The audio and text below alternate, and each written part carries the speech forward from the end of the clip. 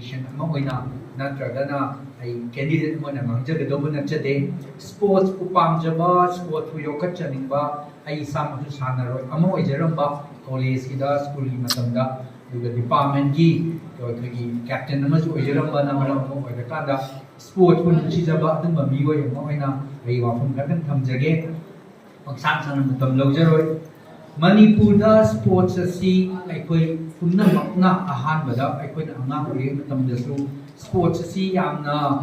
aikoina kanadaba yamna amaromda hairagana mahak nungainaba entertainment ki oiba natragana pothabagi oina tawba adugumba oina lawnarami makha tarapada ngasai aigi inaw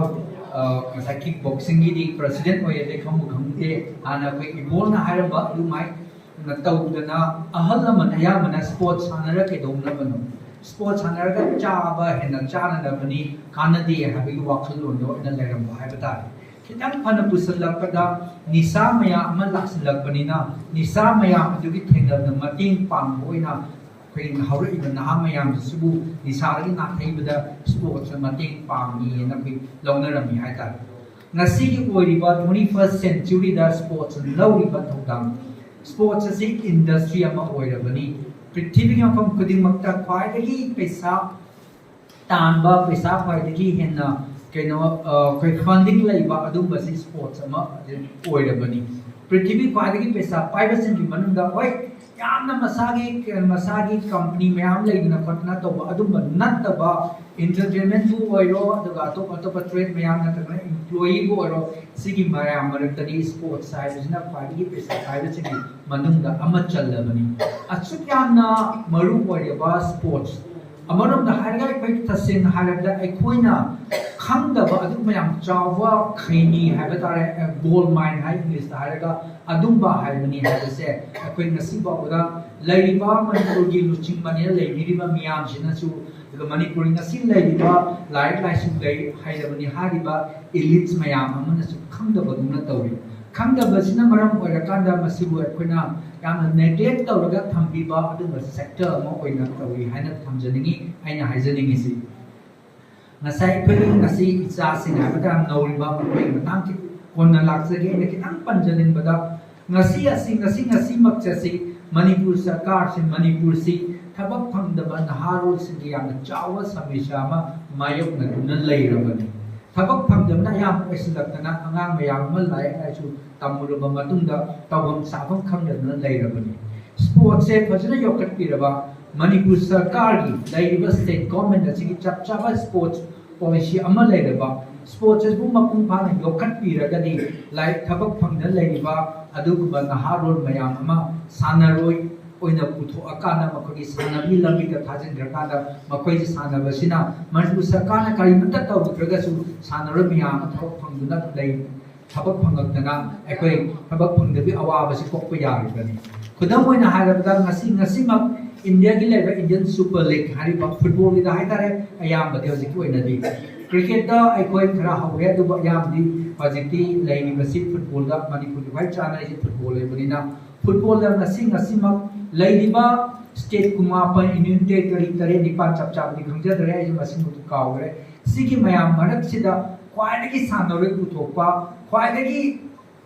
sanaroi ngasi player oina lei ba Super League da football da lei si Manipur state ni pikraba India ki khwaidagi makhadagi tikla khwaidagi pikpa state singi manungda manga taruk suba ta de legado Manipur na khwaidagi sanaroi puthoiba adugumba state amani isam sanna hairabada ngasi all Manipur football association amphana piba report ki matugina ngasi machi sanaroi yangkhai ni thoi henbana aikoi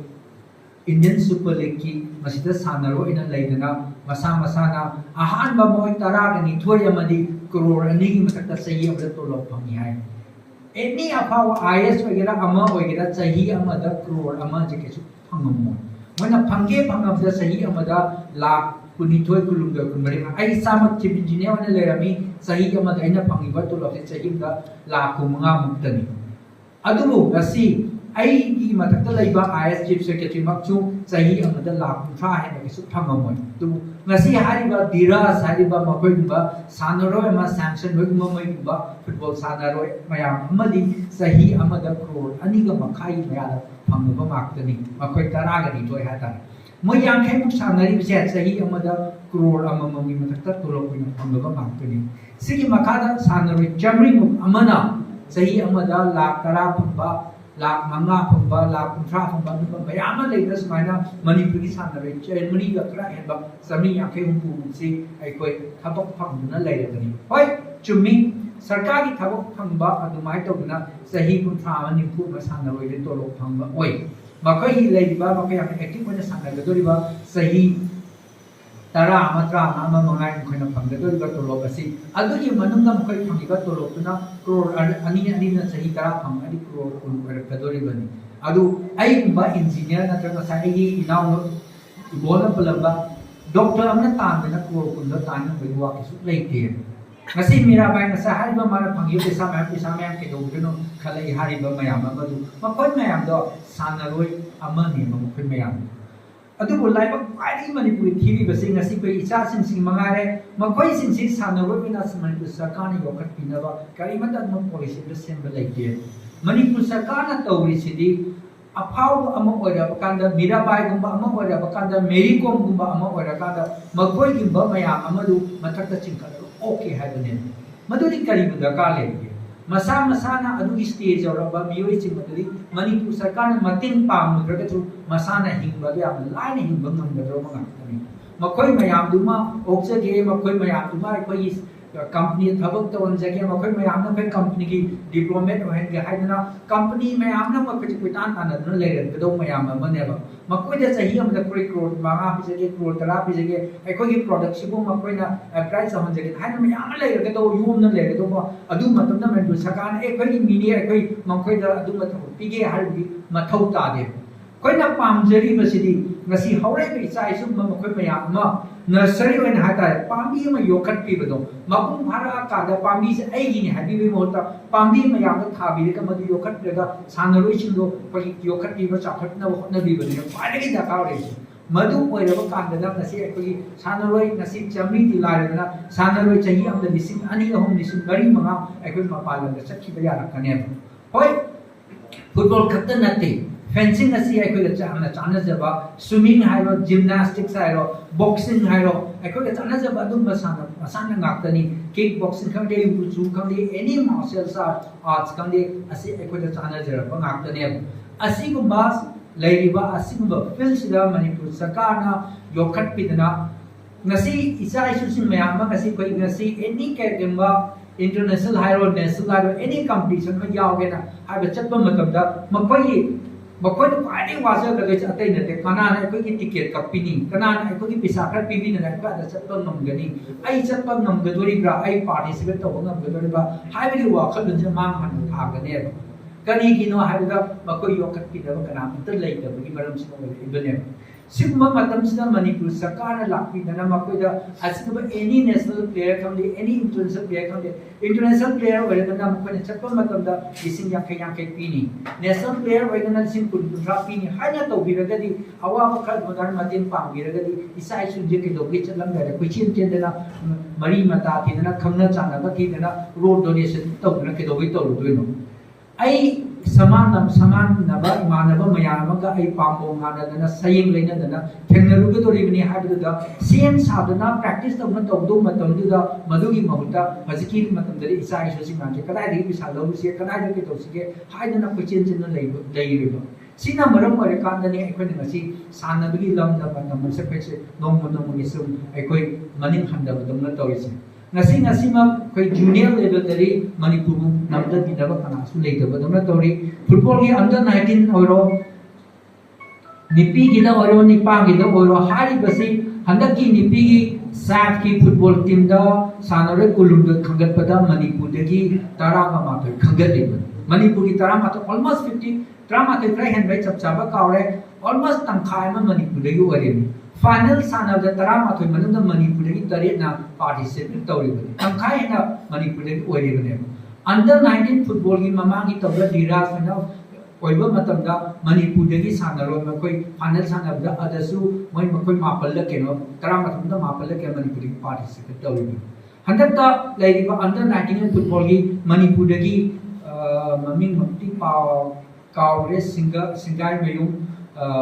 इबुंग इचा अमदुना Manipur India की captain होना लेरिबनी है तार सुमाय तौदना मणिपुर से India की sports हाउनी ने Hibi रकांगा Manipur the सानरे योखत्पिदबि सिंबिदबने तौरिबसे हजिक लेरि मसी कदाय दगी सोरकुनो हाइबेन नसा हेजरिबा Manipur the कई sports सिबु तसेंगा sports की चपचाबा मागी इंपोर्टेंस सु लेदबदगी ने नसा की नाउ इबोहन पलमदा कई असेंबल लीडर लेदब हाइतार स्पोर्ट्स डिपार्टमेंट से कई मणिपुर सरकार की डिपार्टमेंट में खनरप पिपा तसेंना पामद डिपार्टमेंट तौरी मंत्री की पोर्टफोलियो येनरप स्पोर्ट्स पाइबीनब है तौरी तसेंबगी अंगम डायनेमिक मिहुत स्पोर्ट्स पाहल मेजर डिपार्टमेंट मतिक चाबा मिवय अमुक वैरगदी इंडिया गवर्नमेंट चतना इंडिया की माई नाई बसे मणिपुर माई नाई बनी नसी इंडिया से पृथ्वी की मिसिंग जाबगी मनुंदा क्वाइडगी मिसिंग जाबा ऑलमोस्ट बिलियन अमा मखाई मिसिंग लेरबा इंडिया की पृथ्वी की मनुंदा क्वाइडगी मिसिंग जाबा अदुम लेबा अमनी अदुबु साना फटनबगी ओलंपिक सारिबा पृथ्वी की लेबा चामगा तरेमुना पुना सरुक यारगन सानबा मसाना से इंडिया से यांखै तरेत अबाइद लेनिबने फादि मसिंग यामदरगसु यांखै तरेमक लेनिबसिसु फंगिबा मेडल ट्राम्पन मनुंगदा मणिपुरना अहुम कंट्रीब्यूट तौबदगी कोई ट्राम्पन दु लाखो मबीबने नत्रगदी इंडिया से यांखै तरेता इंडिया से मखा दबु लेबगी फिवम लाइबने पिखरबा लेबाक जापान इंडिया की सरुक चाम अथबे सरुक म भोले जापान मोरक्को का हारिबा उर्गे हारिबा लेबाक मयाम से इंडिया की मथक लेगिबने सिगी मयाम कसे पुथोक्तना इंडिया गवर्नमेंट चतना करिगुबा इंटरनेशनल एनी इंटरनेशनल की गेम थोरप मतमदा इंडिया की माय नाई बसी मणिपुर एखुन माय नाई अयाम मेके एखुन माय नाई अदु ओरपातादी मणिपुर द अखन मियें थबिरकांदा स्पोर्ट्स योखनबा सानोना योखनबा अहेम सेंटेन पीडियो डिस्ट्रिक्ट लेरिबा अखनब क्लब खरा खंगचे क्लब सिंगसिदा सही की लाख मंगा से हेक्टर ग्रांड पीसी फुटबॉल की हाइरो ग्रांड पीरबा जिम्नाजियम की किक बॉक्सिंग की वुसू की ताइक्वांडो की माय तौदना डिस्ट्रिक्ट अमम आइडेंटिफाई तौथोबदम डिस्ट्रिक्ट अमम दा तौरकांदा हॉस्टल साबिना स्पोर्ट्स हॉस्टल साबिना स्पोर्ट्स स्टेडियम थंबिदना अदुमा मयाम योकटपिदना दुमाय तौदना मणिपुर दा क्रोड चमरी चंगा थादबीरबा चमरी चंगा थादबदुदा मदु तसेंना थादबदा ग्रास रूट योहनबीबा हजिक तौरीबसे याम थादरप पैसा मयाम से अखोई सरकार की लेरिबा थबक तौरीबा मयाम अमा पॉलिटिशियन मयाम न मखम येनरकांदा सानरोइसिंगदे याम फंगदबदोंना तौरेबा मदुगी महुता मसी कोइना डिसेंट्रलाइज तौथुकांदा अनिंगसा हाइजगी दुबनी डिस्ट्रिक्ट अमदा हारेसी कोइगी डिस्ट्रिक्ट सिदा पोइनाम केंद्रदा अखोइजे किक बॉक्सिंग यामना चाकले फुटबॉल दा क्लासा हाइबसी खतनी कोइगी बेसियम डिस्ट्रिक्ट सिदा इंडिया की आई लीग पार्टिसिपेट तौनसी सुमाय तौदना फुटबॉल की सी किक बॉक्सिंग की सी बेसियम डिस्ट्रिक्ट की क्लब अनि सिदा सही की लाख तरा पीरनी मकोइना इंटरनेशनल लेवल दा नेशनल लेवल दा सानरोइ पुथोप नमिगे मकोइ द कोइ सेंशन जपीगनी मथंग द पुथोप नमद्रगना मै सेंशन कक्कनी थौबालदना कोइ सुमाय तौदना बॉक्सिंग की पीरनी नत्रगना चुरा चामुर बॉक्सिंग की पीरनी सुमाय तौदना क्लब की योखतगदि ngasi क्लब कदिमक ngasi अखोइना कया दगी फंगनोसे केदोंसी के हाउसिंग तौसे के क्वेश्चन चेनरिबा मयाम अमा सी चेलबै मथौ थांगने ngasi अमेरिका ना कोई sports international level power house रेबा चाइना ना अमेरिका का चांगदम दब ngमइबा रशिया ना ngमिबा मयाम अमा सी केदोगी कोई मणिपुर ना ngमोइदुनो कोई गिदी तसेंना हायदा स्पोर्ट्स से कनाने योखतबी किरण होइगुबा तसेंना स्पोर्ट्स दा थवाई लुपचरबा स्पोर्ट्स सिदना कथोकचरबा मखोइगुबा मयाम अमा मखोइ किदमकता सगटपिरिबा अखोइ ngasi तिनबिरिबा असिगुबा नोंगि चरा तांजरिबा दुकान मचा फमजरिबा थबक मचा तौजरिबा तबु स्पोर्ट्स की निबो हारगदि आइगी लेजेबा पुनमक कथोकचरगा आइना ngasi मा चरा मचा रगबदा आइना चाबि मोता ngasi पेन तौरिबा अंगाम मया पिजे तोकिन खल्लिबा अदुम कथोकबा ngamba अदुम मयाम लेबे ngasi स्पोर्ट्स को मुद्ददुना लेरिबने अतै स्टेट लरिबा अतै लेबाक लरिबा मानबे अतोवा कंपनी अमत लेते अखोइ मयाम सु सबतना कंपनी अबाउ लेते गुजरात दा खंदे हजिर हजिर लेरिबा बिहार दा खंदे अतो टाटा कंपनी गुबा असिगुबा महिंद्रा कंपनी और सवाल का सुबह मयाम अपना कोई सानरोय मयाम से स्पॉन्सर तौर कान मखोदी सानरोय मयाम से योखत्तेबा हरियाणा दा हंदमक्तदा मखोगी एनी नेशनल प्लेयर अमा पुथोकु मतमदा मखोई लाख 50 हेन पीरी एनी इंटरनेशनल दा करोड़ में हेन पीरी करी तौरीगे मखोई मणिपुर सरकार सिगी मयाम से तोबा यादबरा नसागी डायनेमिक लोइबा अदुमन नसाई नंबर लीडर मा आई नाउ इबोन पलंबा नंबर लीडर मा ओइदना माना दिल्ली दे चतना दिल्ली की केंद्रीय मिनिस्टर दा खोगी मणिपुर लौरिबा थौतागी मसक खंगो मसक खंगब यारोय आई स्टेटिस्टिक्स लेरे मसी मयाम सिनी हाइदना मसी डाटा जे पुथोल गांगनर काना के दोबी संलंब गमयोनो अदुदा नतना इंडिया दा लरिबा अचौब कंपनी सिंग महिंद्रा खंगे टाटा खंगे ओसाल खंगे हारिबा कंपनी मयाम मसी सक्का कांदा नखोय मयाम मणिपुर दा लागा नखोय एकेडमी मयाम ने खलुदा सानर मयाम योखलुदा हारा कादा केदो बगी यारो दोइनो मसी खंबा उबा ngамदबा अदुबा मयाम अमना मिहुत ओइबदगी ngasi aigoi ngasi sports se koi nomo ki handare eba matam amada ki power house ni hadamiba manipur nomo ki mamjal laktana hajidi football da any nipi ki football da any tournament da manipur na champion ora mudu ngasi oisal lakre mi na mun kare senior level da di football phagi manipur pai chana eba football si da aigoi winner oiba ngamdre junior da oijaraga su fencing aigoi ka chani hai ma tamam da any national games da almost medal चामे मनुंग हुकू हुंरा ना दौरम बंगसी कोई तंग कोई winner ओइबो ngамदरे सुमाय तंग जिमनासे को यामना चाना जगदोबा असम की थी निपी मचामा हनक की ओलंपिक्स फो याव बंगसी कोई सानरोय पुथुपो ngамदे सुमाय तौदना अखोगी ngasi aina haijariba ngasai sarkar की सपोर्ट फंगदबा अखो जे स्पॉन्सर तो विनबा दुगुंबा लेतबा सिना मरम ओरकाना ngasi इचा सिंग चलिबा मयाम असि मखोय मखाता बसलको मतमदा मखोगी डाइट दा खंगे ट्रेनिंग दा खंगे मयाम अमा चंगनी साइंटिफिकली मखोयदा कोई अनोब मगी टेक्निक अनोब केनो मयाम चंगकनी चानबा सप्लीमेंट मयाम चंगकनी सानरोय सिकी कोई खुजु गुलाय मयाम चंगकनी सुंबा मयाम से पीबी द्रगदी ngasi गोल्ड मेडल लौरिबा माले ngamba हाइबो माने को माले ngam बजी मथंग मा मागी समान ले मानबा मी गी अदुगुंबा मयाम सपोर्ट तौरक थेंगबा मतन मा वारक ताबने माजी मखा ताबा माइ पाहंगे हाइबा तारगदी अखोई असिगुंबा मयाम अखोई सपोर्ट तो चंगे सिदनी अखोई न तमाई फदन नसाई अखोई मटिक चाबा दुम डायनेमिक ओइबा लीडर चंगे हारिबसु प्रजा अखोई सोइबा लैतबसु नत्ते अइ पखांग सिंग ngang सम पेंदबना सम हाजगी बनी कोई लेतबस नते प्रजा अखोई कोई बिहुत खनबा मतमदा सुमाना डायनेमिक लेबा विजन लेबा तुंगी खनबा लोना कथो कांदा आई सानरोय सिंग नमता आई योके तो यादे मणिपुर से अमतंग पृथ्वीदम आई तोंथिन मन मालुना बहुत नगे मणिपुरी सानरोय सिंग जब अमतंग मालेंगी थाकत पुथोकना अखोई मणिपुर मसक ताहन के न खनबा ngamba अदुगुंबा लीडर खनबा दो अखोई वाखंग तक सु खंत तौते ngasi की आई खरा कानाबा फंगोबा आई खरा आई कानाबा खरा पीगदोबा आई वोंदा पैसा खरा पिरमगदोबा अदोंदा बोचे पिनिंगबगी ओइना कोइ ngasi चटपसना मरम अमा सुनेबा तसेंग हारबगा आई सामा के हाइजब नचदे कोइ हाइसे आई नोंदा के भगवान नचदे ngasa हाइजगी दुनी आई ngasi ngamje गदोइसी आई पॉलिटिशियन न ngamje गदों नते आई ngamje जि स्पोर्ट निचिजबा मिवे मोना वांगजे बनि हाइजरिदो ngसागी अयामबा असमाना खनबा यामु आर्टी नमाय हाइरो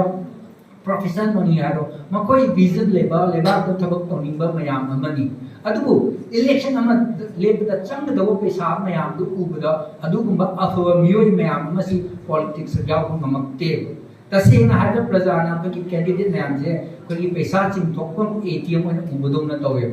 सिना मरम अरकान अफब थबक तोनिबा असेंबा थबक तोनिबा मियाम नि दमना कतु kan थबक तोनिबा मयाम अदु पॉलिटिक्स याव अंगाव तागदबा तौरुबा थबक तो माइ पा ओइदोबना मथोइबा अफब लीडर सिंजी पॉलिटिक्स तो याव तबदोमना तोवे प्रजा अखोइना ज्ञान तारबा अखोइना अखोइनी चही मंगादा अखोइ दमकता अखोइना पैसा खरा पी कदोबा अखोइ दमना न तोबा अदु की खनबगी मोता तुम साना मियें हिंबत नंगदबा लेबा के अफब तरकदबा अदु ममियोय खलगदी ngasi मणिपुर ओइरिबा स्पोर्ट्स ता मतम अमदा पावर हाउस ने हारबा अदगी हेना चावा पृथ्वीदा ngasi जापान लौरिबा चाइना न तौरिबा अमेरिका न तौरिबा असिगुंबा एनी ओलंपिक्स अचो मेडल मयाम लौरिबा केतौबगी ngमोइदिनो कोई मालेम गान सिंग मतम अमदा ओलंपिक्स ता यावना मा नथरे एनी इंटरनेशनल कंपटीशन दा वर्ल्ड चैंपियन ओइबा केतौबगी ngमोइदिनो ngasi पार्टिसिपेंट्स हागे तौबनी ता सेंगी पार्टिसिपेट हारि सि भब ओइना चखरे पार्टिसिपेंट ने या फंगइबा ꯅꯤꯡꯍꯟꯅꯒꯅꯨ ꯇꯁꯦꯡꯅ ꯍꯥꯏꯔꯕꯗ ꯑꯩꯅ ꯉꯁꯥꯏ ꯍꯥꯏꯈꯤꯗꯨꯅꯤ ꯅꯈꯣꯏꯅ ꯊꯦꯡꯅꯔꯤꯕ ꯃꯌꯥꯝ ꯑꯃꯗꯣ ꯃꯈꯣꯏꯒꯤꯗꯤ ꯃꯈꯣꯏꯒꯤ ꯇꯨꯡꯗ ꯁꯄꯣꯔꯠ ꯇꯧꯕꯤꯅꯕ ꯃꯌꯥꯝ ꯑꯃꯅ ꯏꯟꯈꯠꯂꯀꯥꯟꯗ ꯌꯥꯎꯔꯛꯄ ꯉꯥꯛꯇꯅꯤ ꯃꯈꯣꯏꯕꯨ ꯊꯦꯡꯅꯕ ꯉꯝꯃꯨꯔꯤꯕ ꯅꯈꯣꯏ ꯃꯔꯤ ꯑꯃꯁꯦ ꯁꯤꯁꯨ ꯌꯥꯝ ꯆꯥꯎꯕ ꯅꯈꯣꯏꯒꯤ ꯃꯥꯏ ꯄꯥꯛꯄꯅꯦꯅ ꯈꯜꯂꯨ ꯃꯁꯤ ꯅꯈꯣꯏꯒꯤ ꯃꯥꯏ ꯄꯥꯛꯇꯕ ꯅꯠꯇꯦꯅ ꯈꯟꯒꯅꯨ ꯄꯨꯛꯅꯤꯡ ꯅꯤꯡꯍꯟꯅꯒꯅꯨ ꯅꯨꯄꯤ ꯃꯆꯥ ꯁ꯭ꯄꯦꯁꯤꯌꯦꯜꯂꯤ ꯁ꯭ꯄꯣꯔꯠ ꯁꯥꯟꯅꯕꯗ ꯊꯋꯥꯏ ꯌꯥꯎꯕꯤꯔꯛꯄꯁꯤꯡꯗꯤ ꯃꯃꯥ ꯃꯄꯥꯁꯤꯕꯨ ꯑꯩ ꯑꯃꯨꯛ ꯍꯟꯅ ꯊꯥꯒꯠꯆꯔꯤ ꯁꯨꯃꯥꯏꯅ ꯇꯧꯗꯅ ꯑꯩꯈꯣꯏꯒꯤ ꯍꯧꯔꯛꯏꯕ ꯏꯆꯥ ꯏꯁꯨꯁꯤꯡ ꯅꯨꯄꯤ ꯃꯆꯥꯁꯤꯡ ꯁ꯭ꯄꯦꯁꯤꯌꯦꯜꯂꯤ ꯏꯆꯦ ꯏꯆꯜ ꯃꯌꯥꯝ ꯑꯃꯁꯤ ꯑꯩꯈꯣꯏ ꯅꯣꯡꯃ ꯅꯣꯡꯃꯒꯤ ꯑꯩꯈꯣꯏꯒꯤ ꯁꯣꯁꯥꯏꯇꯤꯒꯤ ꯑꯦꯅꯤ ꯊꯕꯛꯇ ꯃꯥꯡꯖꯤꯜ ꯊꯥꯔ ꯃꯇꯨꯡꯗ ꯑꯩꯈꯣꯏ ꯃꯅꯤꯄꯨꯔꯁꯦ ꯆꯥꯎꯈꯠꯄ ꯑꯣꯏꯒꯗꯣꯏꯅꯤ ꯃꯩꯔꯥ ꯄꯥꯏꯕꯤꯗꯤ ꯍꯥꯏꯔꯒ ꯁꯥꯟꯅꯕꯗꯗꯤ ꯑꯩꯈꯣꯏ ꯊꯋꯥꯏ ꯌꯥꯎꯗꯕꯁꯨ ꯂꯥꯟꯒꯅꯦꯅ ꯈꯜꯂꯤ ꯑꯩ ꯉꯁꯥꯏ ꯍꯥꯏꯖꯔꯤꯕ ꯄꯛꯆꯥꯡ ꯁꯥꯡꯅ ꯉꯥꯡꯖꯔꯔꯣꯏ ꯑꯩ ꯌꯥꯝ ꯁꯥꯡꯅ ꯉꯥꯡꯒꯜꯂꯤ ꯇꯧꯕꯇꯕꯨ ꯑꯩꯅ ꯉꯁꯥꯏ ꯍꯥꯏꯖꯔꯤꯁꯤ ꯁ꯭ꯄꯣꯔꯠꯁ ꯑꯁꯦ ꯑꯩꯈꯣꯏꯒꯤ ꯂꯨꯇꯨꯡꯗ ꯌꯥꯎꯔꯛꯄꯒ ꯆꯞ ꯃꯥꯟꯅꯩ ꯑꯩꯈꯣꯏ ꯃꯩꯇꯩ ꯍꯥꯏꯕ ꯀꯥꯡꯕꯨꯁꯤ ꯇꯁꯦꯡꯅ ꯍꯥꯏꯔꯕꯗ ꯑꯩꯈꯣꯏꯁꯤ ꯁꯥ ꯂꯥꯟꯗ ꯍꯧꯔꯛꯈꯤꯕ ꯑꯗꯨꯒꯨꯝꯕ ꯌꯥꯝꯅ ꯁꯔꯤꯠ ꯁꯔꯥ ꯍꯩꯕ ꯌꯥꯝꯅ ꯃꯔꯤꯡꯖꯦꯜ ꯌꯥꯎꯕ ꯃꯤꯅ ꯅꯝꯗꯕ ꯌꯥꯗꯕ ꯑꯗꯨꯒꯨꯝꯕ ꯐꯨꯔꯨꯞ ꯑꯃ ꯑꯣꯏꯕ ꯑꯗꯨꯒꯨꯝꯕ ꯖꯥꯇꯤ ꯑꯃ ꯍꯧꯔꯛꯈꯤꯕꯅꯤꯅ ꯑꯦꯅꯤ ꯁ꯭ꯄꯣꯔꯠꯀꯤ ꯁꯥꯟꯅꯕꯗ ꯀꯨꯝꯊꯔꯛꯄ ꯃꯇꯝꯗ ꯃꯤꯅ ꯑꯩꯈꯣꯏꯗꯒꯤ ꯍꯦꯟꯕ ꯌꯥꯗꯕ ꯃꯤꯅ ꯑꯩꯈꯣꯏꯗꯒꯤ ꯍꯦꯟꯕ ꯃꯇꯝꯗ ꯏꯁꯥꯒꯤ ꯃꯁꯤꯡꯒꯥꯅꯗ ꯑꯣꯏꯔꯒꯁꯨ ꯊꯦꯡꯅꯒꯅꯤ ꯈꯟꯖꯕ ꯑꯗꯨꯒꯨꯝꯕ ꯀꯥꯡꯕꯨꯅꯤ ꯃꯁꯤꯗꯕꯨ ꯑꯩꯈꯣꯏꯅ ꯉꯁꯥꯏ ꯍꯥꯏꯖꯔꯤꯕ ꯑꯗꯨꯃꯥꯏꯅ ꯃꯅꯤꯄꯨꯔ ꯁꯔꯀꯥꯔꯅ ꯏꯟꯗꯤꯌꯥꯒꯤ ꯒꯣꯔꯃꯦꯟꯅ ꯂꯩꯔꯤꯕ ꯏꯟꯗꯤꯌꯥꯗ ꯂꯩꯔꯤꯕ ꯑꯆꯧ ꯑꯆꯧꯕ ꯑꯁꯨꯝꯕ ꯀꯝꯄꯅꯤ ꯃꯌꯥꯝꯅ ꯁꯄꯣꯔꯠ ꯇꯧꯕꯤꯔꯒꯗꯤ ꯑꯩꯈꯣꯏ ꯀꯩꯗꯧꯕꯒꯤ ꯃꯥꯂꯦꯝꯗ ꯇꯣꯡꯊꯤꯟ ꯉꯥꯟꯕ ꯀꯩꯗꯧꯕꯒꯤ ꯉꯝꯃꯣꯏꯗꯣꯔꯤꯅꯣ ꯑꯩ ꯑꯉꯥꯡꯁꯤꯡꯁꯨ ꯄꯨꯛꯅꯤꯡ ꯊꯧꯒꯠꯆꯕ ꯑꯣꯏꯅ ꯑꯩ